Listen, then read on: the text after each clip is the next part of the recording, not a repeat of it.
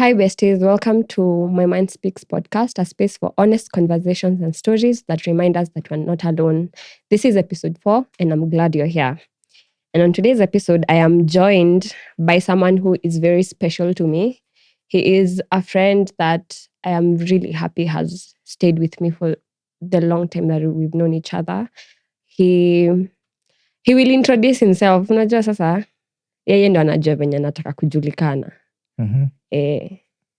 Oh, well, thank you for the lovely comments. I'll say we've been good friends, actually. Yeah, very good friends. Yeah. So I'll start by saying, most people know me by Jay. A lot of my friends know me as Jay. Yeah. Matt, I don't know your real name. Hi. How? Uliwahi niambia? Yeah. Uliwahi niambia lakini sikumbukangi. Juu jina yako ni ngumu. Hey, it's not hard. Okay, official names is Meshach. Yeah. Abednego, no? Hey. Like the second name. The second name. I'm kidding. Mtaka nipeane mpaka ID number. Hadi location. Yeah. Kwenye ulitoka. Ngori? Ni Ngori. Hiyo kidogo hapana. Sawa. Hii episode ya leo itakuwa a bit different. Najua tuko kwa season ya kuongea kuhusu how people our age are experiencing failure. But I don't think that's a conversation I want to have with you. I think you're very smart and I want to hear your ideas or your comments about a few of the things that have been making headlines in Kenya. Yeah, sure. Na Jay umekuwa very vocal, especially time ya maandamano nini, umekuwa very vocal na umekuwa voice of reason. Si ulitokea maandamano zote? Actually this year I'll say sikutokea zote. And nilitokea I think one. Yeah, the one 25th. The 25th one. Yeah, the iconic day. The iconic one, that one. Yeah, so I think juu uko very politically aware, nataka tuongee vitu kadhaa zenye zinafanyika Kenya. Unajua sahi Kenya it's a shit show. Yeah, literally. Like our political scene is so weird and it's so crazy how politics has taken part. Like it has taken audience. Ni audience ama ni platform even in our personal lives. Venye wanasemanga nini gava iko na mkono refu, quite literally gava iko na mkono refu na imefika hadi nyumbani. Yeah, literally, because you also take a look in terms of the way like people associate or the way people discuss their day-to-day activities. You find that they can't miss, some of they can't like lack that moment where they talk about like politics and what's happening around. Because it has gotten to that point where you have to be very active. Yeah, and concerned literally about your country and what's happening around. And before we even go to the headline, the stories that we want to talk about, I want to hear your thoughts. Me, personally, I find it very weird that we voted this guy in power. This guy literally is in power. Yeah, okay. I don't know about like if you look about it, if you take a look at it, it's more of the way people, the way he was running his campaigns and the agendas he was trying to sell, trying to convince people and tell them that he's this kind of sort of a person. He's going to bring certain change, and also speaking from a point of he's a man of God. So that kind of like had the audience. Yeah. It brought the audience, it brought like the citizens were like, okay, maybe this is the guy who is going to bring like certain change or drive some certain change in the country. Because you remember, I know there was a time he was saying, before even the results, during his campaign, remember there was a time alikuwa anasema that yeye akishika Biblia, akiachilia, cartels wataona moto.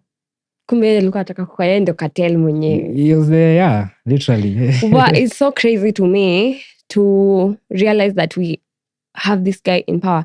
Like maybe probably because our politics has always been so bad. Watu hawajuangi what they deserve. Even as Kenyans kuna kwanga tuna a lot of gimmicks. Kama venye juzi sijui wanaambia ati kuna corruption, ati kuna mtu alipewa 150 million. Hiyo pesa iliwafikia. Such statements, they are very bold. Na I don't think in an established democracy, such a statement should go unpunished, especially coming from someone as powerful as Mr. Ruto himself. He's a president. Yeah, literally.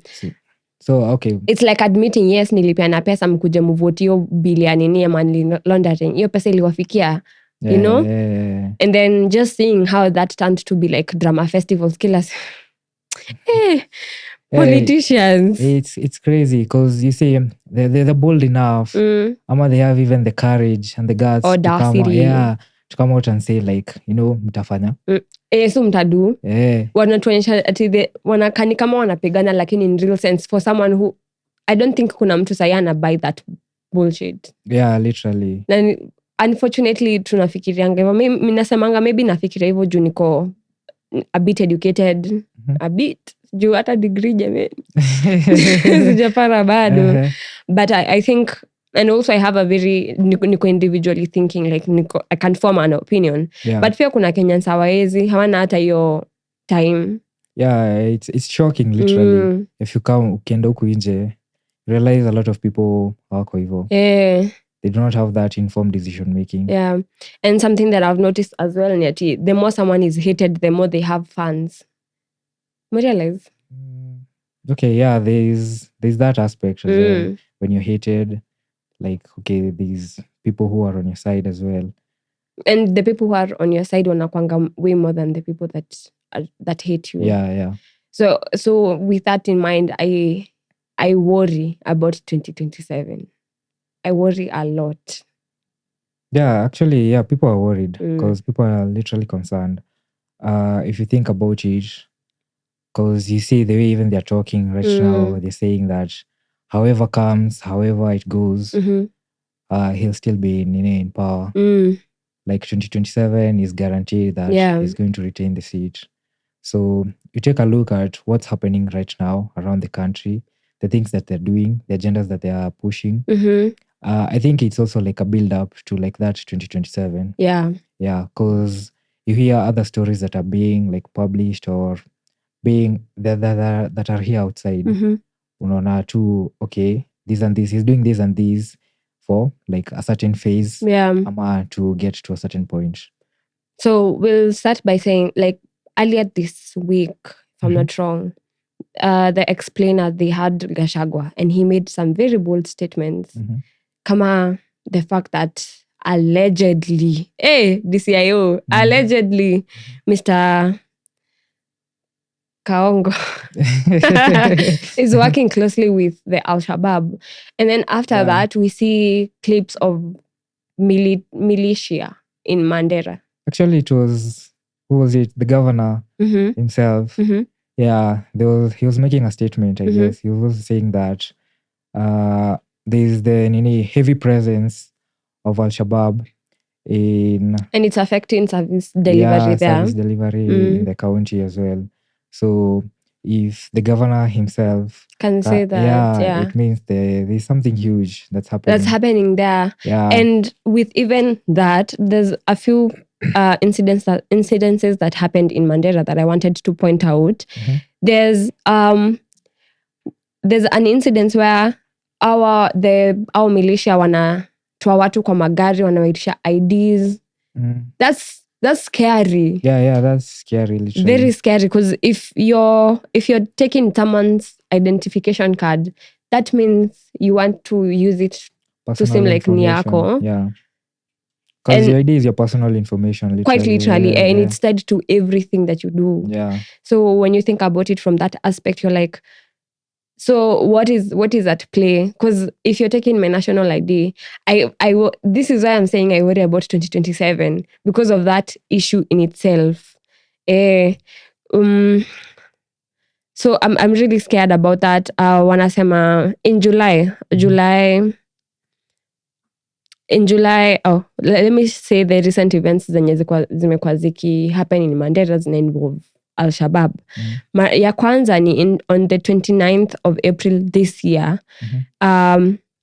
kulikuwa na a massacre in a quarry worker massacre, where the Al-Shabaab militia ambushed a group of non-local quarry workers at Bur Abor village, forcing them off a minibus, demanding their phones and IDs, and then opening fire. Mhm. Five were killed and 2 wounded, while others fled into the bush. Then kulikuwa na another roadside ambush on July. And all these messages, have you seen them in the news? Okay, not quite. Not all of them, Mhm. are published. There's also like the way we talk now, the conversation you're having now also as well is the media itself. You find that it's also kind of one-sided at some point. Yeah, They do not quite like tell the story as it is. Yeah. It's not as neutral as it's supposed to be. Yeah. You find at times it's one-sided. It's leaning towards, a certain Narrative. Yeah. Yeah. So there's another ambush on Mhm. July 9th where a patrol truck carrying police officers hit an improvised explosive device, IED, on the Aresa Kalalio Road near Mandera. 7 officers were injured and hospitalized. Mhm. Another one, a quarry ambush, another one on August 9th, just last month. Okay. Yeah, another brutal strike. 5 people were killed and 2 injured when suspected militants attacked quarry workers heading to their worksite in Burabor location. The victims left Mandera earlier than agreed without security escort, which may have contributed to their vulnerability. Yeah, I think I saw that one. You saw that one? Yeah, because they're also saying that I think the mine and the quarry they're working was it came to a shutdown. Oh, Yeah. all right. So there's another one where there's a kidnapping of local chiefs. February 2025, Al-Shabaab abducted five local chiefs traveling between Yeah. Wagadad and El Wak. Yeah, I saw that one as well. And then it's just a lot. There's a lot happening there. And with statements like the ones Mr. Rigathi is making, and even with how we are seeing, even with the videos online, it's scary. And I wonder why it's not a conversation that is, Okay, it's not given so much attention Yeah. to it. And also in terms of even the government itself, not paying quite much attention. Because you find currently the government, what they're doing is these road shows. Yeah. They are like kind of in a campaign moment. You find that there's literally nothing important that, a conversation, Yeah. a meaningful conversation that they're having or they're pushing. So yeah, such a situation really worries me because I worry about the state of the country. Again, I have emphasized like I'm in a state of worry constantly. I live in Nairobi, but at the same time, I'm always in a constant state of worry because at any given minute, something might pop off. Yeah, literally, because you're a Kenyan citizen, and I'll say you're not limited like to Nairobi as well.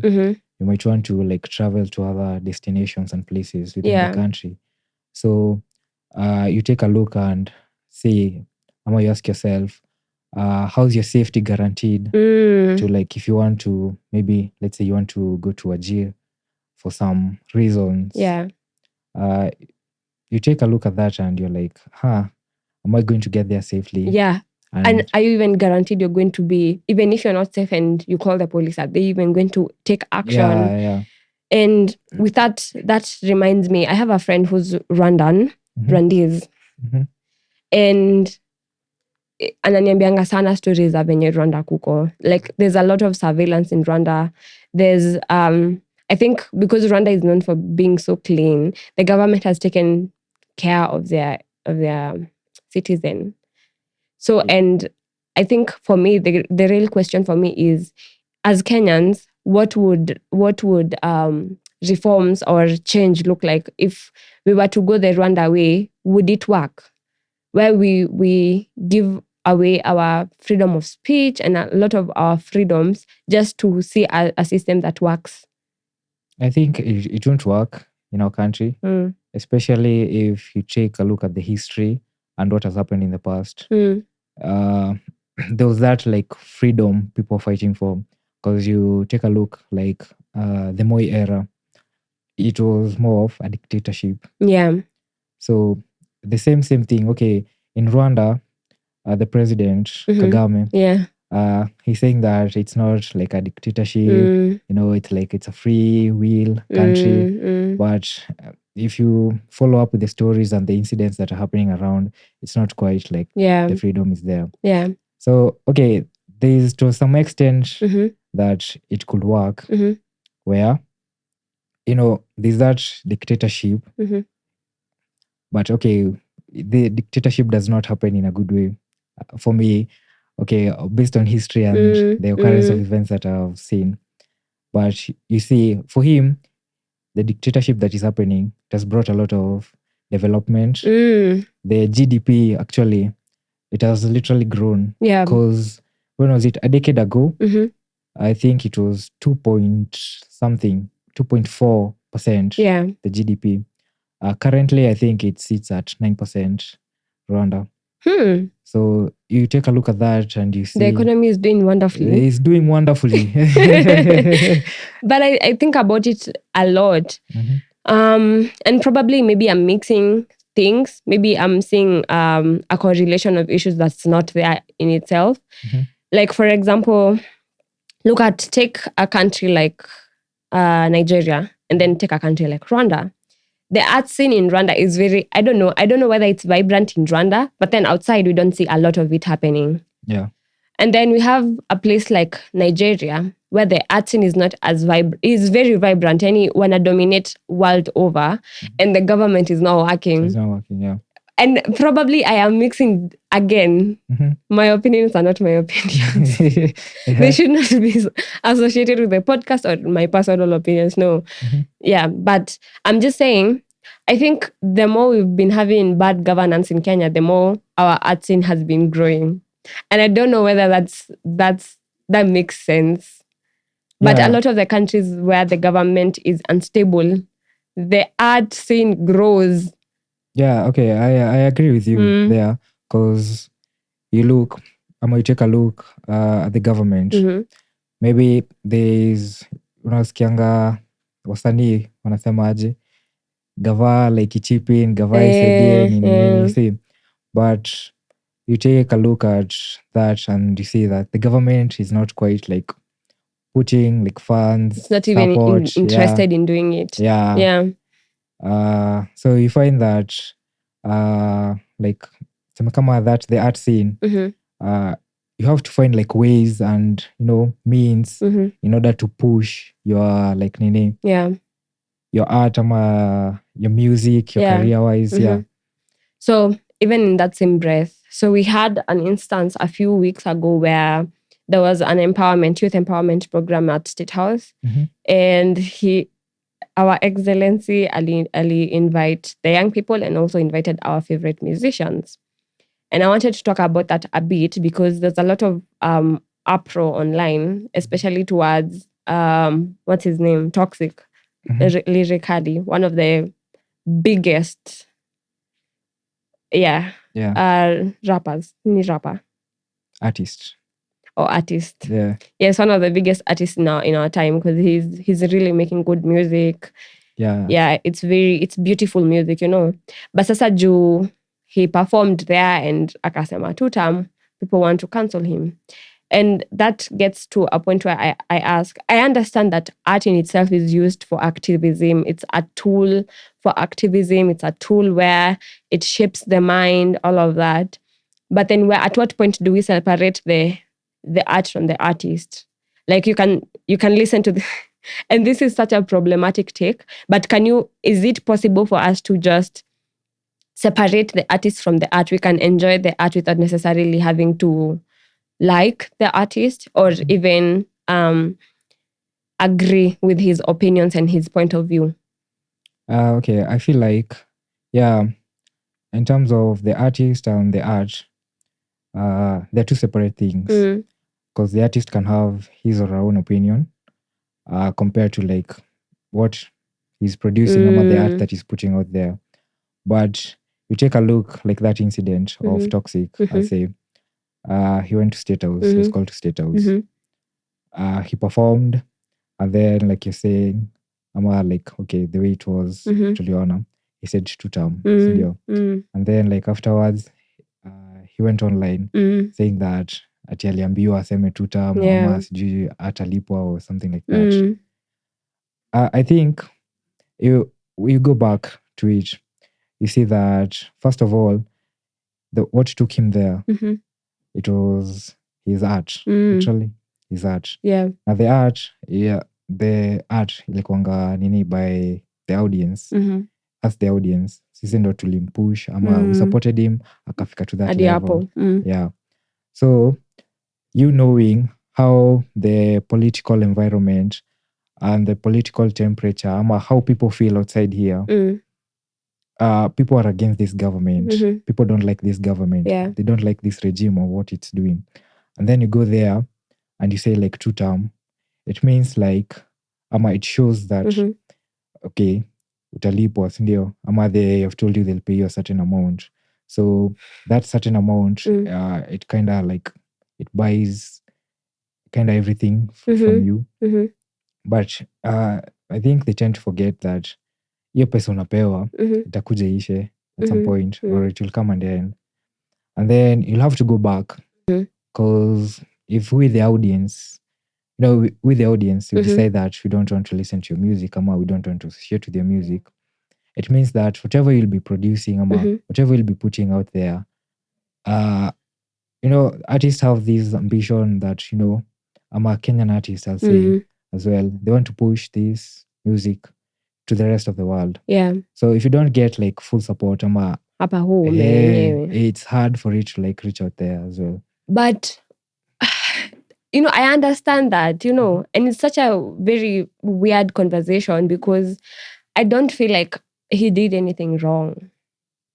Personally, I feel like he went there because of his art. He did whatever he had to do. He got his money. He went home. And majority of the time is, I don't like the fact that we give artists so much power. Ama awa watu tunawapianga so much power tukisema, like, najua akona following, all of that, but at the same time, yati umempea so much power, even power over your thinking. Because personally, I don't believe in the two-term narrative. I don't. And probably he believes in it. And we can exist in a world where I have my opinions about the government. You can have your opinions about the government, and it's okay. Like, freedom of speech is as beautiful as that. The fact that we can hold space for both opinions to stay. So when people get mad, I understand why it might feel bad, because this is someone maybe you're looking up to, or this is someone that you enjoy his music. But at the same time, tunakuanga pia na like butchers when you wanna believe 2 term. So you won't buy nini yake nyama yake juu and I believe in the 2 term narrative. There are people who dress the president. So you won't buy from that person because he dresses the president who you don't like.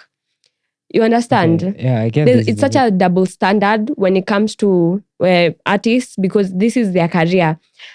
Like recently, the president formed a committee. Yeah. The way he called that committee, the committee, Alita, compensation of victims of protest and demonstrations. Yeah. You saw that? Yeah, I saw that. And he appointed a few people, like Faith, the president for LSK, Law Society of Kenya.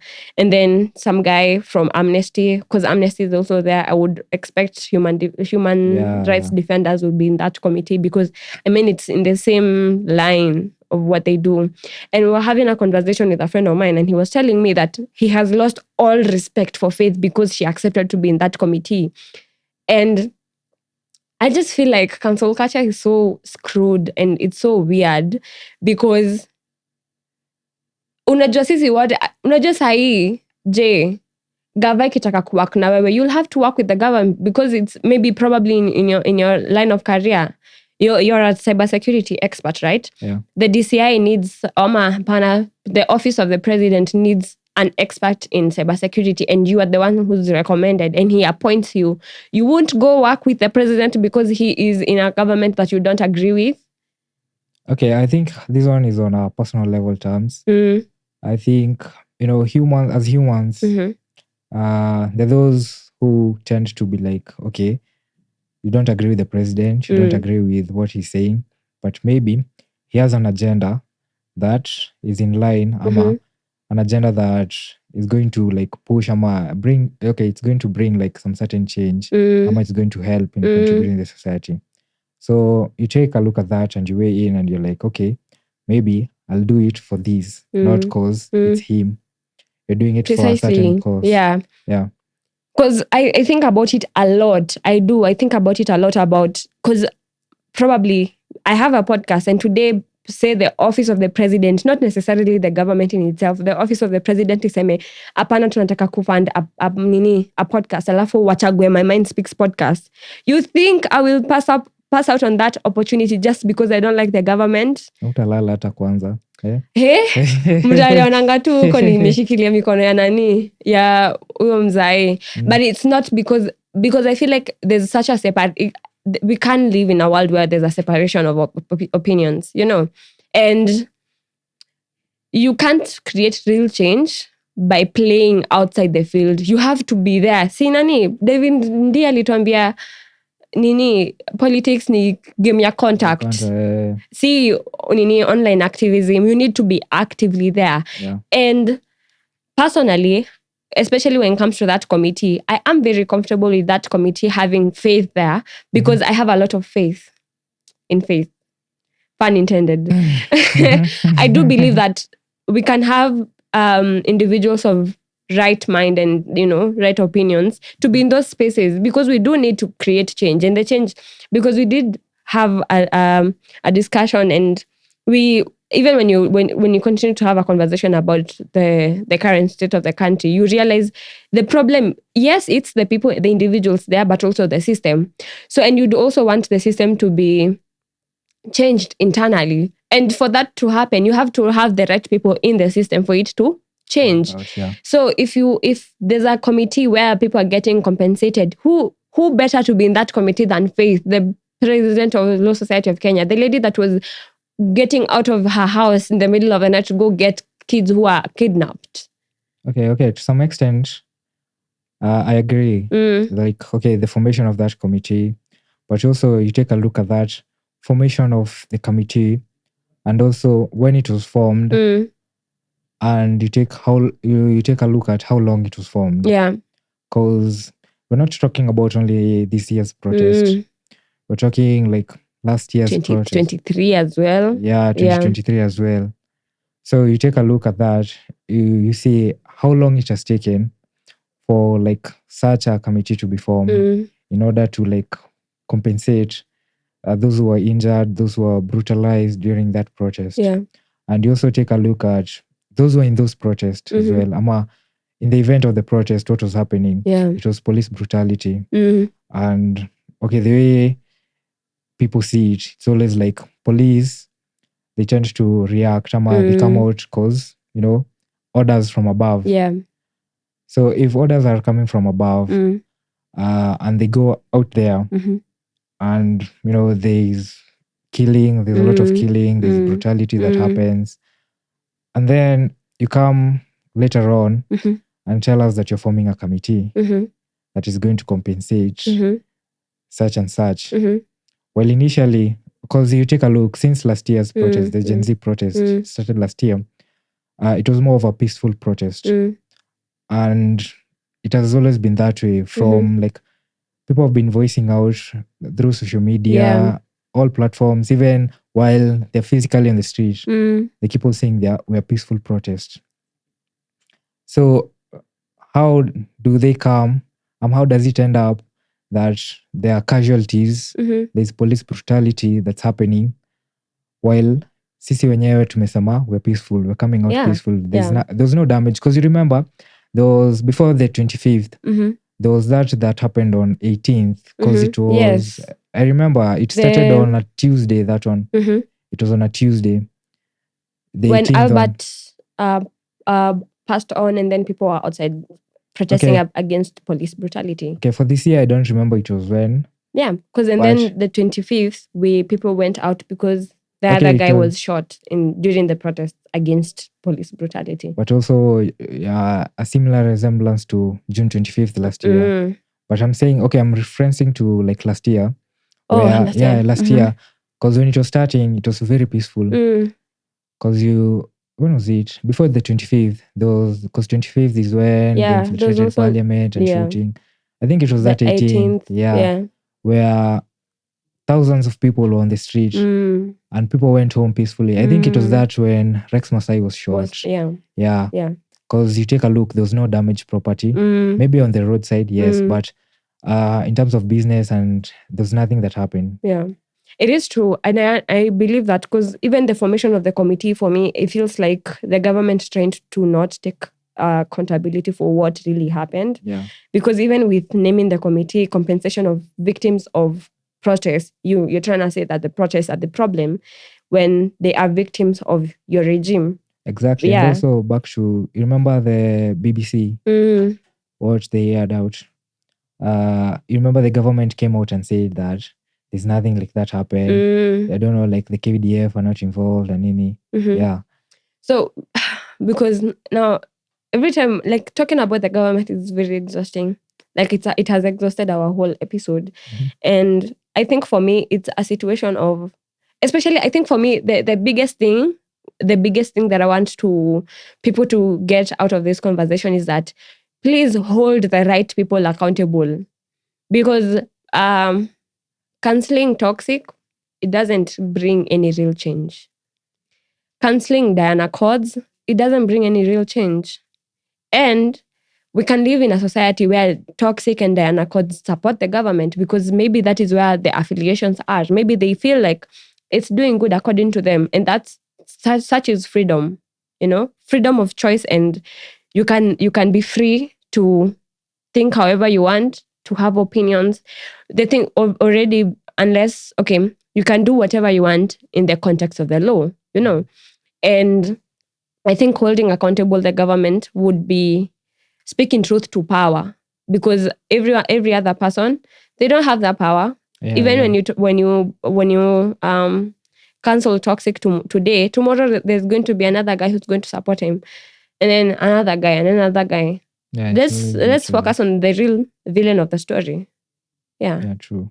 Because they're saying as well, people need to have their own like decisions. Yeah. They need to make up their own minds. And people need to take back their individuality. Like, I would want to live in a society where people can think for themselves. Like, you can think for yourself. Especially in Kenya, people don't like thinking for themselves. You give so much power to outside voices that you don't even have an opinion, an original opinion, which is crazy. And that's the reason why we have a lot of the social issues that we have, because people just go on the internet to see who do we have beef with today, I think that's right. Because back to that, there's a clip I saw where there are these diehard fans of Baba. I was seeing the clip. It's like a cult. It's a cult. He's saying like, Baba akisema nilale nje, nalala nje. Baba akisema niache bibi yangu, naacha bibi yangu. You take a look at that and you're like, how did you get there? Yeah. At what point do you take back your individual, like you as Jay, what do you think? Yeah. Wewe kwa maoni yako ni gani? Ama una maoni? Sina maoni. Sina maoni. Yeah. So what's your parting shot? Because tunamalizia. I think my parting shot, what I'll say is this. People need to take like their own responsibility. Accountability for like also like their own lives actually, because in terms of when you talk about accountability, we are quite ahead in pointing fingers that we hajafanya hivi, and when you take a look at yourself, you first of all, how are you like holding yourself accountable? Yeah. Are you hard on yourself? Maybe if you don't do something, are you holding yourself accountable that sijafanya hivi na hivi? Yeah, I think it starts there. And also, like, in terms of the government and what, people have their own different opinion. People have their own different saying. The problem is we don't respect that. Yeah. But I think to get to a point where you need to understand everyone has their own opinion. They're free. There's that free will to express themselves. Yeah.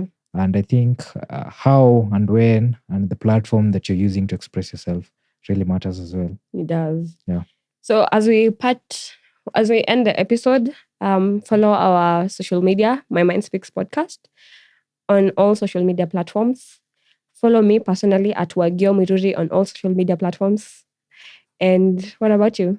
Okay, for me, I'm active on IG. You can follow me on IG at AMCAYMK. Yeah. Thank you. So thank you so much for making time. It's a pleasure. Yeah, and you're always welcome. My Mind Wow. Speaks was a podcast that we thought about together. It's only Yeah. that I'm implementing it alone, but I'm just saying you have an open invitation. Anytime you feel like you have something to talk about or you want to host the pod is open. Okay. I Yes. appreciate that. Yeah. Okay. Yeah. We're done.